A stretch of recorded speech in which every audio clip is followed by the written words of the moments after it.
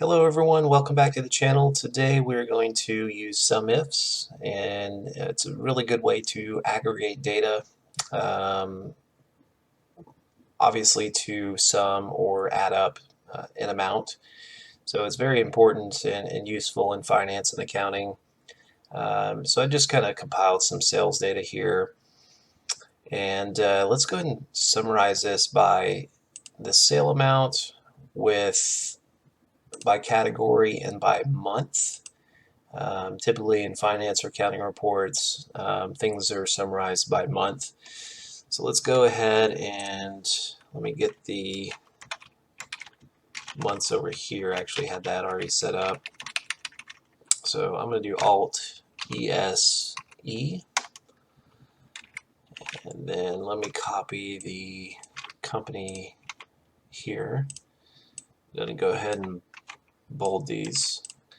So if we do equal Sumifs, we can sum the range here, which is the amount, and lock it by hitting F4. Criteria range would be the month. So we've got the month here in this column, and I hit F4. And so that would be, this is our first criteria. And we will hit F4 until we just lock the row number. And we do this because eventually we're going to drag this across and then down one row. And if we were to drag it down one row without locking it, it would move this to a 2 whenever it's in this cell below on the chocolate factory row. So we lock that. Our next criteria would be the company. So we have the company name over here. And we're going to lock that. And then our second criteria for that criteria 2 range is this right here in this cell. And we're going to lock just the column, because eventually, again, we want this to move down to be L3 once the formula drags down here. So we have everything in place. We have 11,189. We can confirm that real quick by filtering for the ice cream factory company in January. And we see here at the bottom 11,189. So we know our data is good. A common way to mess up this formula, and I'm going to go ahead and select this and do Control-Shift-L to unfilter. But a common thing that messes people up is whenever they are entering their arguments, their length of the range, whether it's the sum range, criteria range, may be off. So if I do 64 here, it's going to throw the formula off, because Excel is very particular and the range length has to be exactly the same.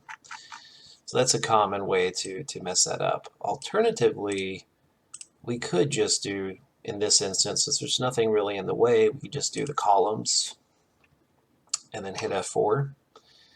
And then for the criteria range here for the month, we could just do the column I, lock it with F4. And again, criteria range for the company name could be just the entire column, and you would get the same answer. So now that it's dynamic, we could really just copy it. I'll do Alt ES F for formulas.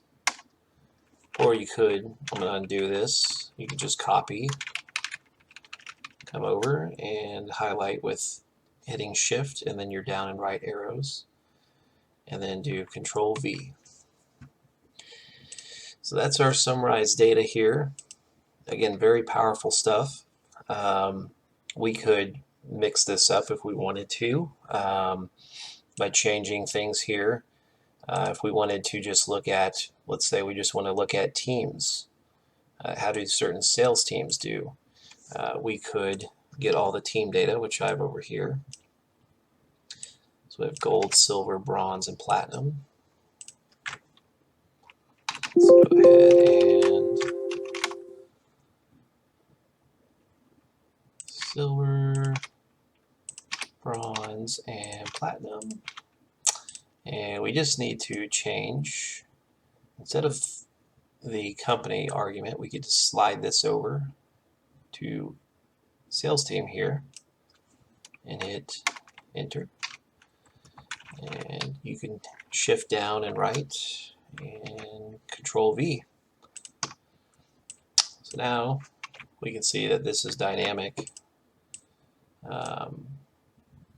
You can make it more dynamic if you wanted to, but this is a good way to present data.